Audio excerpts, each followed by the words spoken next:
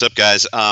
What I believe most people that are successful, what they do that most people don't agree with is they take an exorbitant amount of risk. And what I mean by that is they go all in on things. So whether it's an idea that people are telling them, hey, that sounds a little bit crazy, that's not going to work. Whether it's maxing out credit cards, whether it's borrowing money against your home, everybody that I've seen that's been very, very successful, especially first generation success, has gotten there by taking an exorbitant amount of risk, going all in on their business. Because Fire Nation, what these entrepreneurs realize is that when they take these huge risks and when they, of course, from time to time fail and miss and, big swing and a big miss, it's not the end of the world. They're not living under a bridge, roasting a rat, trying to survive every single day. No, they go back to the drawing board and they try it again and they try it again and they make things happen. So as entrepreneurs, Rob, we make mistakes on a daily basis. In your opinion, what's the number one mistake entrepreneurs make when starting a business? The number one mistake they make, John, is they don't create a scalable business. They go in with the idea that they're going to sell themselves to the community, and what happens is they wind up doing a lot of the work themselves. Their customers wind up buying them instead of the business. They're not thinking of the end goal in mind. And for me and my businesses, the clients that I work with, we always start with the end, meaning, are we looking to sell this to a publicly traded company? Are we looking to sell it to a private equity company? We start with the end in mind. And when you do that, it forces you to create a business that's scalable. So I think the number one mistake that people make, they don't start a business with the end in mind. They go all in, heads down, which is great as an entrepreneur, but there's no strategy in place to be able to scale. And when you start doing things without that roadmap in place, it's very hard to switch gears on your customers when they've grown up, they worked with you, used to one way of doing business. Very hard to raise prices, very hard to reduce the amount of service that you're doing, those types of things. Entrepreneurs don't create a scalable business in the way they should. And I just love that phrase that Rob used, Fire Nation, is that they build a business where the customers and clients are buying them instead of the business. And when you do something like that, Fire Nation, it's always going to be a one-to-one. It's never going to be scalable or leverageable at the level that you really want it and need it to be. Now, can we go through a specific example, maybe something that you've done in the past, Rob, or one of your customers and clients have done in the past, where they did start with the end in mind and why that resulted in a good ending? Yeah, I'll talk about a customer who sold I can't say the name, but sold Sure. a specific technology to Google. And he had worked for a competitor for a long period of time. He saw a niche market. He saw an opportunity to where when we sat down and looked at the company as opportunity, we first vetted it, obviously. We saw the need that was out there. Total addressable market was large enough. And we saw that this would be an idea that Google would be interested in. And so what we started doing was looking at some of the valuations that Google had paid for similar companies in the past. What were some of the key factors, and really studied those businesses to make sure that when we went to the table to Google to present this to them, and we obviously took it to other VC firms out there, that we were putting together a business that we knew the model that they were buying. So we knew the typical valuations, we knew what type of technology, we knew the talent that they needed, and what we projected to be a 3 to 4 year turnaround, and kind of a 100x multiple of what the initial investment was, because it was primarily intellectual capital, wound up happening in about 18 months. And one of the things about entrepreneurs is, John, it always takes a little bit of luck, but luck doesn't happen without preparation. So as long as you're prepared doing the work, it just so happened that Google was looking to enter this market at a very specific time.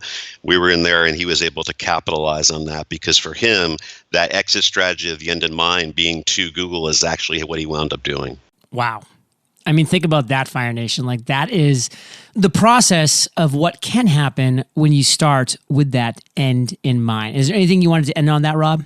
No, I think that's it. It doesn't necessarily have to be, a sale to Google or going public or anything that large. But and I think that's really the challenge with primarily small entrepreneurs is they think, well, I'm never going to sell to a big publicly traded company.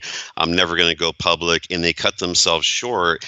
And what you don't realize is that creating a scalable business that has enterprise value, that is sellable, is actually a lot easier than doing a lot of one-off stuff. And always think that your business is going to be available. For most entrepreneurs I've worked with, John, the single most valuable asset that they have when they're ready to retire is their business. And so if you're going to spend 20, 30 years in that business, make sure you're building an asset, not just buying yourself a job, which is what a lot of people do. So true. And on that point, you're a big believer that entrepreneurs need to be connecting their personal financial plan to their business strategy. Why is this important? And maybe even more importantly, how do we do it? Yeah, it's tremendously important. So I'll give you a couple of examples. Well, we were talking before this. Obviously, you're out in Puerto Rico. Yeah. So Puerto Rico has much more favorable taxable situations for people selling a business than the state I'm in, California, for example, right?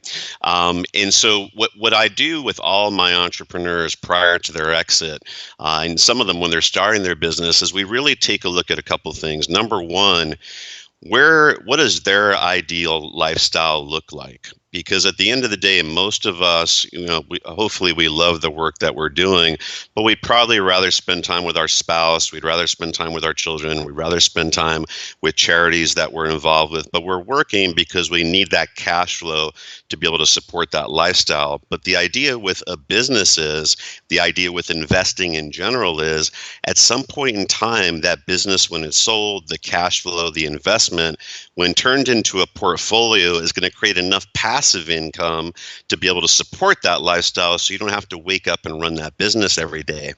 And so what I do with my entrepreneurs is we project, well, what does your ideal lifestyle look like? And it might not necessarily be today the way you're living, but in 3-5 years, what type of home do you want to live in? What type of car do you want to drive? Where are you going to send your kids to school? And what we do is we quantify the amount of money that they need after taxes, depending where they're at, cash flow.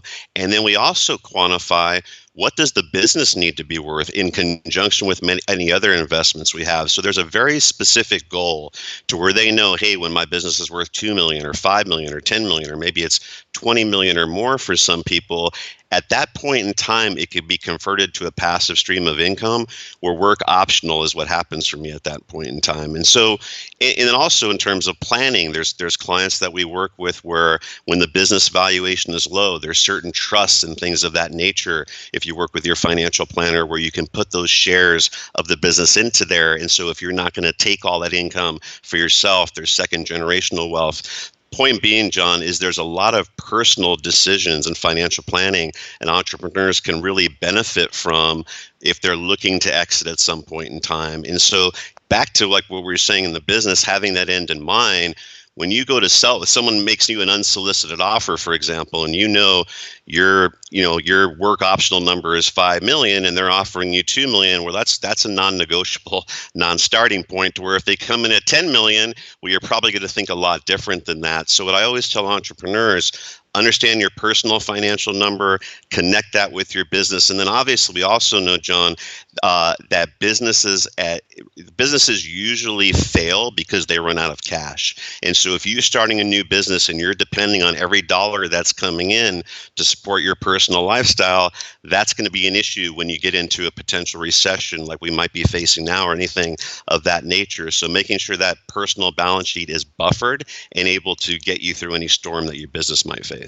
Businesses fail because they run out of cash. This is something to keep front of mind, Fire Nation. And something else that's super important that we've been talking about here and that Rob was definitely focusing on is the fact that as businesses, we can do things now, today, that will have huge returns on that time, energy invested down the road. A lot of times we like to just push things off, like, oh, I'll get around to doing X, Y, and Z later, next year, the year after, 5 years, 10 years.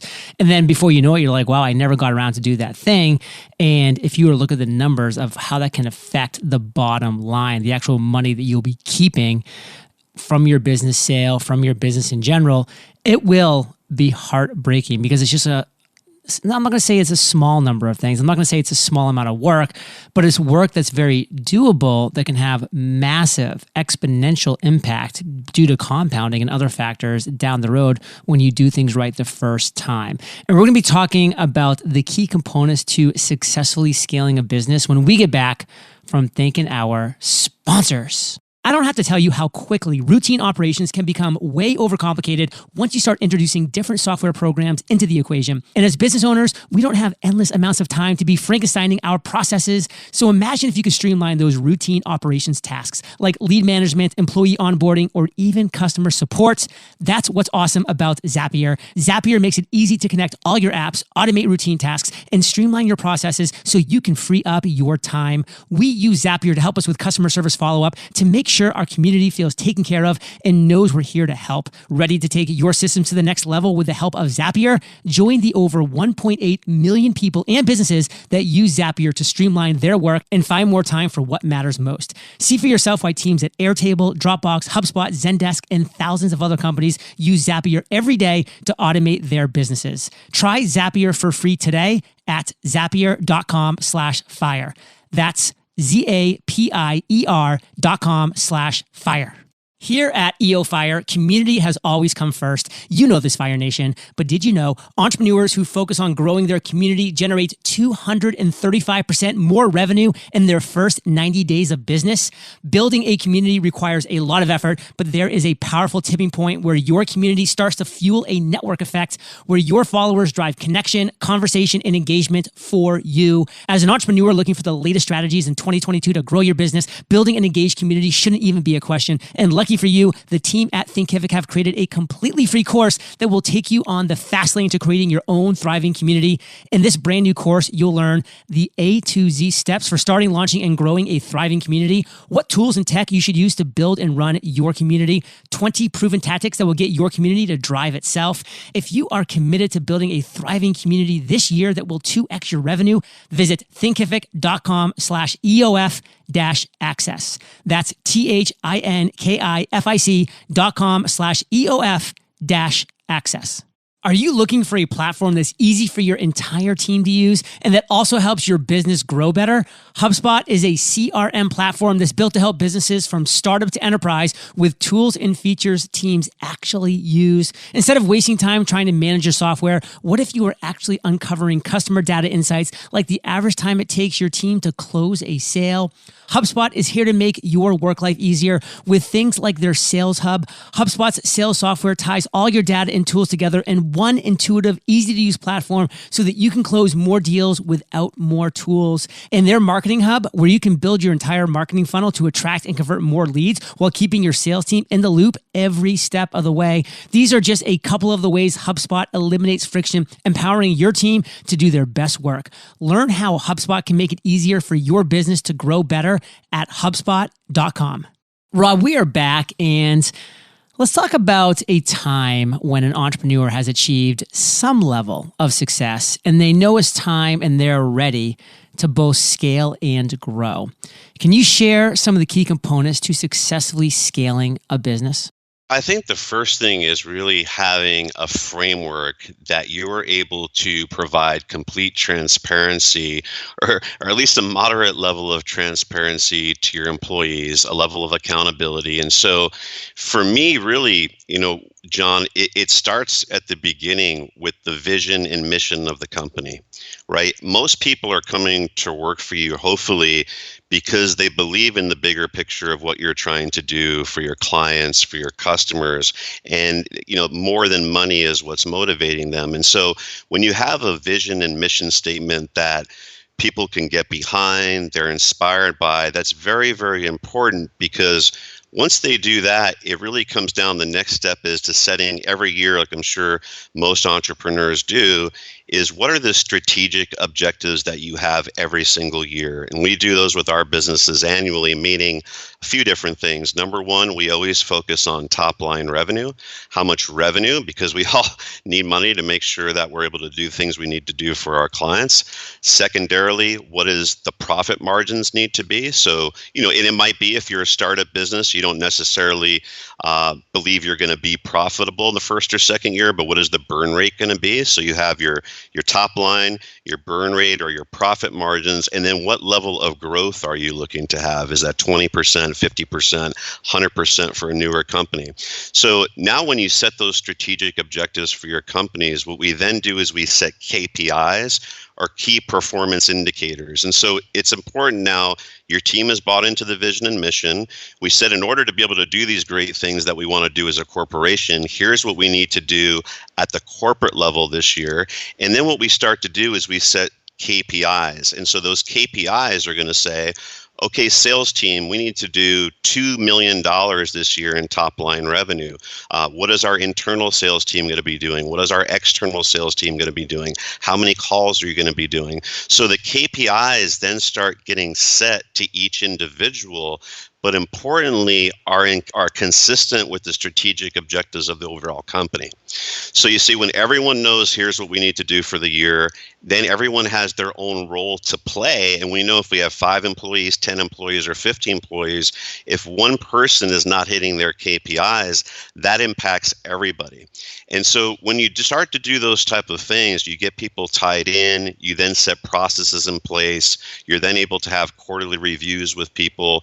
It's really, when you talk about scale, it's about creating a system of processes and consistency and continuity that if you step away as a CEO, somebody else can come in, see, oh, here's our strategic objectives, here's what this department does, here's what that department does, here's who's in charge of sales, who's in charge of digital marketing this year, here's our CFO's top line. So when you start creating that scalable framework for people, that's what we talk about in terms of creating a sellable business that someone can come in and buy, to where if it's just every year shooting from the hip, let's just do whatever we can do. No one really knows what the company's trying to do. Nobody's in, what we do with KPIs is we also tie bonuses into there. So there's always an individual bonus for hitting your KPIs, but then a group bonus if we achieve it as a team. So scalability and scaling, I think, is a big buzzword out there. But at the end of the day, what you're trying to do is get everyone on the same page, working towards one common goal within their individual verticals that should not be siloed away from that common goal that everyone's trying to achieve. Fire Nation, there's a lot of power here. I was taking notes on a certain number of things. Like, first off, what is the vision and mission of your company? Create a framework to provide transparency to the employees so everybody knows. Like, it's crazy how many times I hear stories about somebody walking up to an employee of a company, even if it's a small company, and even if it's a big company, it doesn't matter. I mean, it should all be so clear and transparent. And when they're asked, hey, what's the vision? What's the mission of this company? They literally look like deer in headlights. And then setting KPIs is so key, because without a North Star, what direction are you heading in? We need to be on the same boat with the same rudder, heading in the same exact direction. So Rob, you've talked about a lot of awesome stuff today. We've talked about the number one mistake entrepreneurs make when starting a business. We talked about scaling and how that's powerful, and connecting your personal financial plan with your business strategy.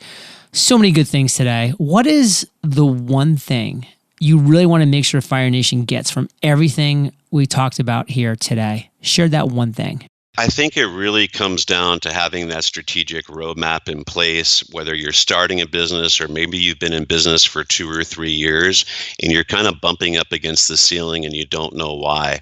That's really what scalability is about. And I would say, again, I know a lot of people go into their business not thinking that this is going to be an asset, not thinking that this is something that I have to rely on at some point to be able to sell to fund my retirement. I can tell you from someone who's worked with numerous entrepreneurs on the wealth management side, prior to their exit in some 25, 50, 100 million, a lot of them didn't even have $100,000 that would invested in stocks, or 50,000 that were invested in real estate. They were all in on this business, but because they built that business with enterprise value in mind, not only was it just as easy to run a scalable business than it was a one-off business, I would argue easier. The value that they created for a lot of these entrepreneurs were life-changing. And what we're really proud of, a lot of it was first-generational wealth. So I believe that building a business is, forget about real estate, forget about the stock market, the single most important investment that you can make. And so what you want to do, again, back to that point, start with the end in mind, start with the exit in mind, and build that enterprise value to where someday you could sell all or part of that business and have a life-changing moment. Fire Nation, life-changing moments. That's why we're working so gosh darn hard. Rob, talk to us. How can we connect with you? Any calls to action you have for our listeners today to learn more about you or anything along that call to action line? And then we'll say goodbye. Yeah, I mean, the easiest thing, if you follow me on Instagram or Twitter at @TheLunaRob, or you can go to my website at robluna.com. We've got a Wealth Academy where we teach everybody about this. So if you go to our Wealth Academy, you're interested in it, there's a big discount of $1,000 off at checkout if you just put in the word FIRE. Fire Nation, $1,000 off. Promo code FIRE.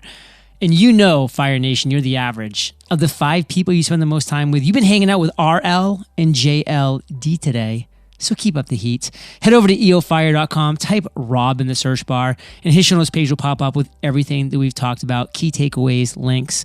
One more time, Rob, what is that call to action? So go to robluna.com, and at checkout for our Wealth Academy, enter the code FIRE, F-I-R-E, to save $1,000 off membership. Rob, thank you for sharing your truth, knowledge, value with Fire Nation today. For that, we salute you, and we'll catch you on the flip side. Thanks, John. Hey, Fire Nation. Today's Value Bomb content was brought to you by Rob, and Fire Nation successful entrepreneurs are great at 3 things: productivity, discipline, focus. That's why I created the Mastery Journal, so you can master productivity, discipline, and focus in 100 days. And we're talking step by step. Visit themasteryjournal.com, and I'll catch you there, or I'll catch you on the flip side. In 2021, entrepreneurs with a community generated 45% more sales than those without. Learn how to build your own thriving community that will transform how you sell for free. Enroll today at thinkific.com/EOF-access. Discover the secrets and strategies to turn your content into profit with hosts Luis and Fonzie Camejo as they discuss topics like the how to be nice principle that's costing you a fortune. Listen to Content is Profit wherever you get your podcasts.